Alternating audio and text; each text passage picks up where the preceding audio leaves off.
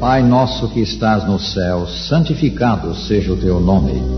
Venha o teu reino. Seja feita a tua vontade, assim na terra como no céu. O pão nosso de cada dia nos dá hoje, e perdoa-nos as nossas dívidas, assim como nós perdoamos aos nossos devedores. Não nos deixes cair em tentação, mas livra-nos do mal. Porque teu é o reino, e o poder, e a glória, para sempre. Convosco agora Roberto Rabelo, cuja palestra hoje tem por título Não Temas. Certa menina de 4 anos tinha medo do escuro. A mãe da menina, que vivia só com ela, também tinha medo. Uma noite, estando a luz apagada, a menina viu a lua e perguntou: a lua é a lâmpada de Deus? A mãe respondeu: sim, a lua é a lâmpada de Deus. A seguinte pergunta da menina foi: Deus vai apagar a lâmpada dele e ir para a cama? Não, respondeu a mãe. Deus nunca apaga a sua lâmpada. Ele nunca dorme. A sua lâmpada está sempre acesa. Depois de uma pausa e na simplicidade de sua fé, a criança disse: bem, se Deus está acordado, eu não tenho medo. Isso deu coragem também à mãe. São de Jesus as palavras: se não vos tornardes como crianças, de modo algum entrareis no reino dos céus. São Mateus 18, versículo 3. Medo, medo da escuridão, medo do fracasso, medo da doença, medo da dor, medo de gente, medo da morte. Todas essas formas de temor nos roubam o sono, a alegria e às vezes a própria vida.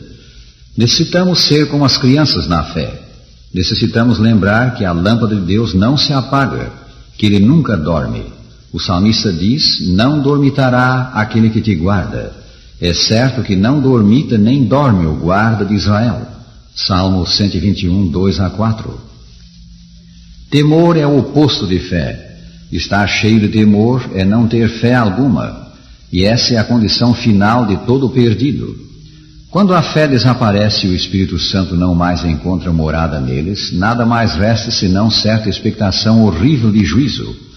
Alguns se surpreenderão de saber que Deus classifica os tímidos, os medrosos, com os incrédulos, os homicidas, os idólatras, os mentirosos. A todos estes a parte que lhes cabe será no lago que arde com fogo e enxofre, a saber, a segunda morte. Apocalipse 21, versículo 8. Naturalmente o temor aqui mencionado é o que vem aos perdidos. Eles não têm fé e estão cheios de temor. Tal é o quadro que Deus dá do fim do ímpio. Jesus disse coisas muito interessantes sobre o temor, interessantes e também importantes. A única forma de temor que ele recomenda é o temor de Deus. No que se refere ao homem, o temor constitui pecado. No que se refere a Deus, ele é dever nosso. Por quê? O temor em relação ao homem significa estar assustado, alarmado. Em relação a Deus significa ter reverência, respeito profundo. Um dos homens mais destemidos que já viveram na terra foi o profeta Daniel. Contudo, ele temia a Deus. Ameaçado de morte na cova de famintos leões, ele prosseguiu adorando a Deus como antes. Não se deixou intimidar. Como disse alguém muito apropriadamente, ele pouco temia os homens porque muito temia a Deus.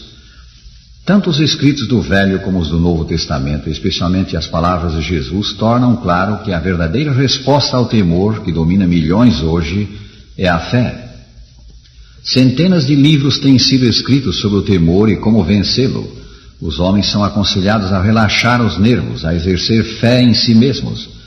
A verdadeira cura para o temor, porém, é fé simples, a fé da criança no pai e na mãe.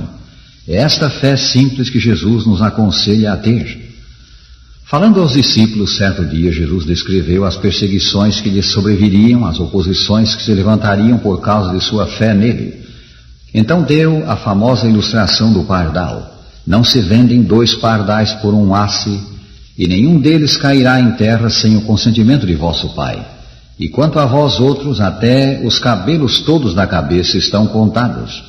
Não temais, pois, bem mais valeis vós do que muitos pardais. São Mateus 10, 29-31. Deus sabe o que se passa conosco. Ele vê nas trevas e na luz. Conhece os nossos problemas, sabe quando fracassamos, também quando alcançamos êxito. Deus sabe até o que acontece ao pardal. Certo ministro do Senhor ensinava o Pai Nosso a uma senhora na Índia. Ao pronunciar a primeira frase, Pai nosso que estás nos céus, a senhora disse: pare, isto é bastante, é tudo o que preciso saber. Se Deus é nosso Pai, tudo está bem, nada há que temer. Para alguém cuja vida fora constantemente assaltada pelo temor dos maus espíritos, pelo temor de um vasto panteão de deuses, isto era maravilhosamente belo, boa nova.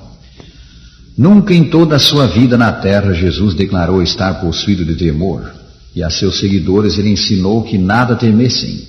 O medo não tinha lugar na vida de Cristo ou em seus ensinos. Ele no mar da Galileia. Os 3 companheiros de pesca, São Pedro, São Tiago e São João, estão espantados pelo milagre da pesca maravilhosa. Simão Pedro lança-se aos pés de Jesus e lhe diz: Senhor, retira-te de mim, porque sou pecador. Jesus vê a necessidade espiritual do discípulo e admoesta-o: não temas. Então dá-lhe a comissão de apóstolo. Pessoa alguma pode trabalhar para Deus sem primeiro vencer o medo. Esta foi a primeira lição que Jesus ensinou aos discípulos ao prepará-los para o seu trabalho. Mais tarde, São Pedro foi provado com respeito à sua confiança em Cristo nas horas de grande temor. Era noite e um forte vento açoitava o mar. Os discípulos faziam o seu melhor para conduzir o barco para a terra.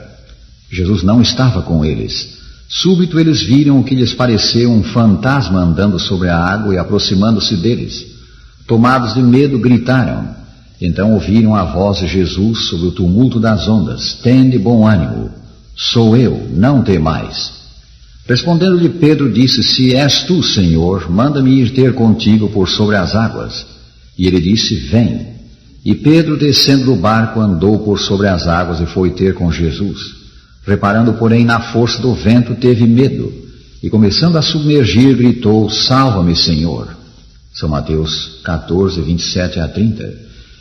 Ninguém pode duvidar do amor de São Pedro para com o seu mestre. O milagre que Jesus operava de andar sobre a água foi dado ao discípulo realizar também. Mas ao desviar o olhar de Cristo para as raivosas ondas, ele começou a afundar porque teve medo. Notai as palavras: teve medo. Então São Pedro fez a mais curta prece das Escrituras, e quanto ela realiza se procede do coração. Ele orou: salva-me, Senhor. A resposta de Jesus não se fez esperar, e prontamente Jesus, estendendo a mão, tomou-o e lhe disse: homem de pequena fé, por que duvidaste? São Pedro atemorizou-se porque olhou às ondas em vez de olhar a Jesus. A lição serve para nós hoje. Frequentemente nós nos atemorizamos porque não olhamos na direção certa. Olhamos aos nossos problemas em vez de a Jesus. Olhamos à tempestade em vez de ao Senhor. Olhamos à batalha em vez de a Cristo. Temos o caso de Jairo, chefe de sinagoga, homem destacado nos meios religiosos de então. Ele pertencia a uma classe que se opunha a Jesus, mas sua filha, sua única filha, estava à morte. Jairo procurou o Senhor e suplicou-lhe que viesse e curasse a menina. Ao seguirem para casa, as multidões lhes retardavam os passos, pois muitos vinham para ser curados. Parecia que Jesus não chegaria em tempo.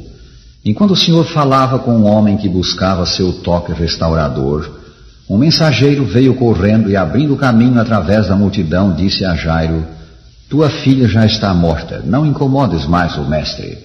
Então lemos: mas Jesus, ouvindo isso, lhe disse: não temas, crê somente, e ela será salva. São Lucas 8, 49 e 50.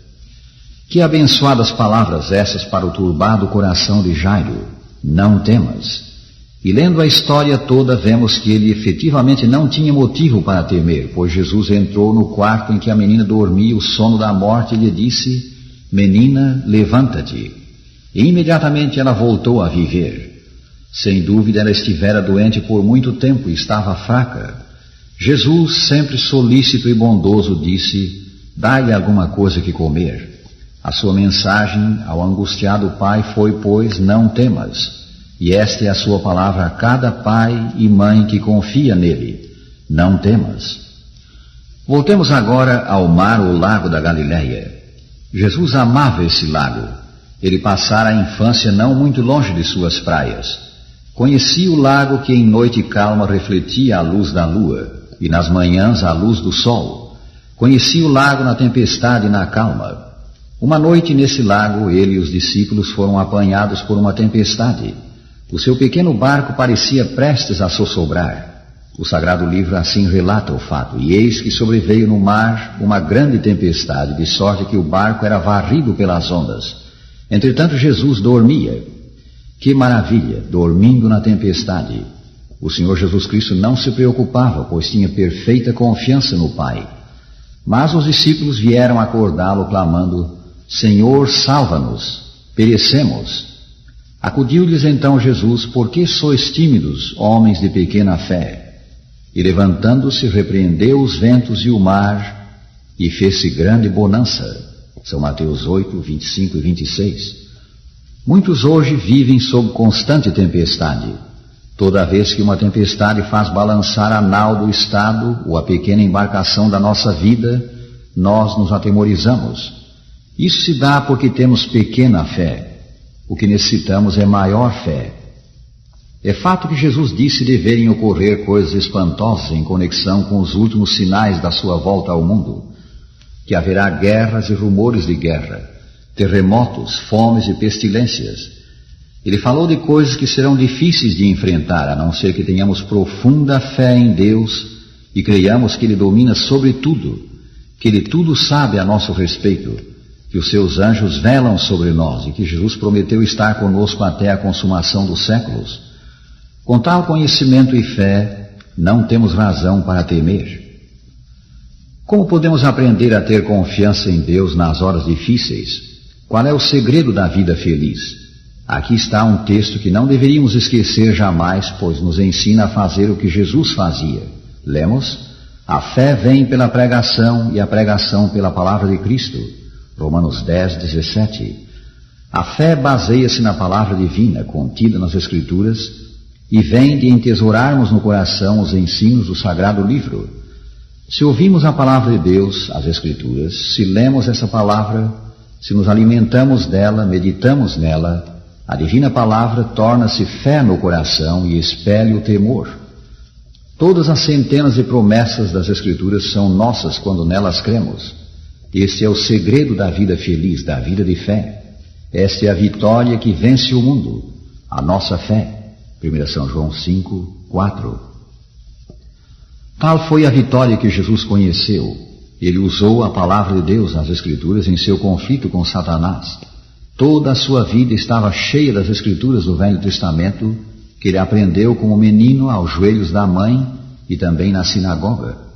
No seu ministério aqui na terra, Jesus, a palavra viva, apelou para a palavra escrita. Assim também nós, ao enfrentarmos nossos problemas, podemos apelar para a divina palavra. Podemos ouvi-la, crê-la e recebê-la no coração. Recebê-la como aplicando-se a nós pessoalmente. Alguém disse: crê nas tuas crenças que se baseiam na palavra de Deus e duvida das tuas dúvidas que vêm da enfermidade, do desespero, dos desapontamentos ou desobediência. A dúvida paralisa, a fé vitaliza. Assim, rádio ouvinte, por difícil que te pareça o que Deus promete, não ponhas interrogação onde Ele pôs ponto final, pois a fé, no dizer de alguém, vê o invisível, crê no incrível e recebe o impossível. Certo pai perdeu o único filho na Primeira Guerra Mundial. Ao ser informado da morte do moço, ele disse a um amigo: quando um homem recebe um golpe como este, há 3 saídas para ele: a bebida, o desespero e Deus. Por graça do céu, esta última é a minha. Seja ela também a nossa, rádio ouvinte, em todas as provações da vida. Despedindo-nos, dizemos: o Senhor te abençoe e te guarde. O Senhor faça resplandecer o seu rosto sobre ti e tenha misericórdia de ti. O Senhor sobre ti levante o seu rosto e te dê a paz.